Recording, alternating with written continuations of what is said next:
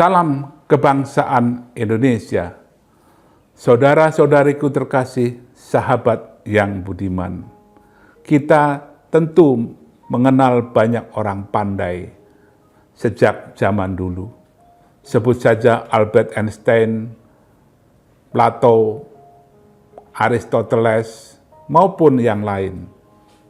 Mereka banyak mempunyai pengetahuan dan mereka banyak penemuan. Namun, sekiranya mereka ditanyakan banyak hal, tentu ada yang mereka tidak ketahui. Bukan karena mereka kurang pandai, namun ilmu pengetahuan segala hal di dunia ini demikian banyak dan demikian kompleks. Dan perkembangan demi perkembangan terus berjalan seusia peradaban itu sendiri. Maka kalau orang yang sudah sangat pandai, mereka akan tahu persis di mana mereka paham dan di mana mereka tidak tahu sama sekali. Nah, bagaimana menyikapi hal ini ketika seseorang yang mungkin anggaplah kita dianggap pandai dan kita mendapat pertanyaan tertentu? Ada sebuah nasihat yang sangat arif, yang sangat bijak dari Konghucu. Beliau pernah mengatakan, beliau berkata pada muridnya yang bernama Jelu, ku beritahu apa artinya mengerti itu. Bila mengerti, berlakulah sebagai orang yang mengerti. Bila tidak mengerti, berlakulah sebagai orang yang tidak mengerti. Itulah yang dinamai mengerti.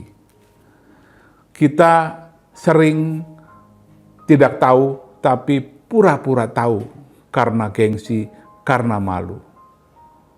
Kita tidak tahu, juga tidak tahu bahwa kita tidak tahu. Dan akhirnya kita menyampaikan sesuatu yang ngawur. Mungkin bukan karena malu, tapi karena memang pengetahuannya kurang. Tapi kita sering tahu sesuatu, kita pura-pura tidak tahu. Ini bukan bermaksud rendah hati, tapi kadang-kadang bisa membuat orang salah paham dan menganggap kita tidak mau berbagi. Dan akhirnya ketika orang-orang itu bertanya pada orang yang tidak mengerti dan dijawab sesuatu yang tidak benar, kita ikut bersalah. Maka sebaiknya kalau kita memang mengerti, katakanlah kita mengerti tanpa bermaksud sombong. Sementara kalau kita tidak mengerti, kita harus bicara jujur bahwa kita tidak mengerti. Inilah yang Konghucu katakan mengerti. Artinya mengerti keadaan, mengerti persoalan, dan mengerti bahwa apa yang dia sampaikan akan sangat berguna. Janganlah menyembunyikan sesuatu yang kita mengerti, yang akibatnya bisa membuat salah pengertian, salah paham, dan mau tidak mau, langsung tidak langsung, kita ikut bersalah. Sementara kalau kita tidak mengerti, janganlah karena kesombongan kita mengatakan diri kita mengerti, sehingga akhirnya orang karena percaya reputasi kita malah membuat mereka salah jalan karena salah informasi, salah pemahaman dari apa yang kita sampaikan. Hal ini tidak mudah. Kenapa?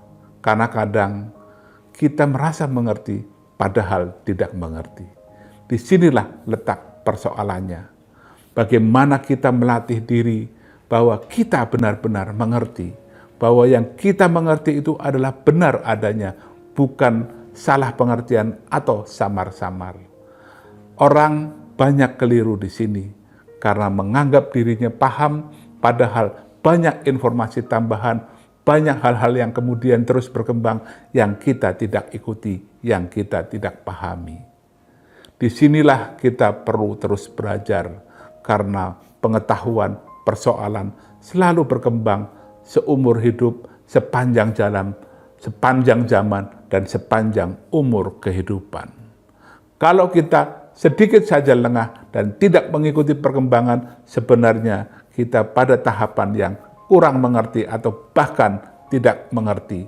Apalagi di zaman sekarang, perkembangan informasi, perkembangan pengetahuan tidak serta-merta seperti garis lurus, tapi garis patah yang tidak ada hubungannya sama sekali dengan apa yang telah terjadi sebelumnya. Selamat merenungkan dan selamat mengambil hikmah dari paparan saya yang sangat pendek ini, dan terima kasih atas perhatiannya. Salam sehat untuk kita semua. Terima kasih.